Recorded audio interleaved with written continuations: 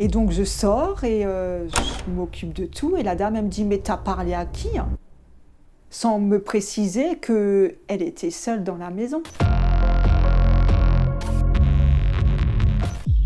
J'étais assistante de vie à domicile pendant pas mal d'années. Donc j'ai intervenu dans des maisons, chez des particuliers, maisons récentes ou voire très très anciennes. Et j'ai une fois dû remplacer une de mes collègues dans un petit village, dans une maison familiale, corps de ferme, à l'ancienne.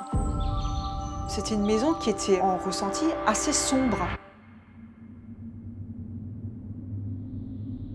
La dame, je lui demande est-ce que vous avez un aspirateur? Elle me dit oui, oui, il est dans la pièce d'à côté, dans le grand salon. Et je demande des autorisations aux gens, comme je suis pas chez moi, je me suis jamais permise de rentrer dans des pièces où je n'ai pas le droit. Donc elle me dit Tiffany, tu peux venir dans cette pièce, j'ai l'aspirateur.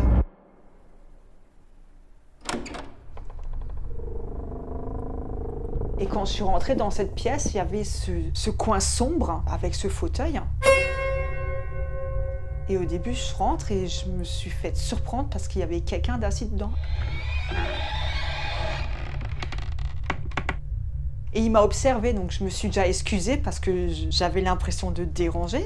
Et je dis, je prends juste l'aspirateur et je vous laisse tranquille et je referme la porte derrière moi. Et il m'a pas répondu. Il m'a suivi du regard et je suis ressortie comme je suis rentrée. Il bougeait pas, il parlait pas, il n'y avait pas de bruit. Bon, après, j'ai pas prêté plus d'attention que ça. Je me suis dit, bon, peut-être dérange dans sa sieste, je sais pas. C'était la première fois que je venais en remplacement. Et donc, je sors et je m'occupe de tout. Et la dame, elle me dit, mais t'as parlé à qui?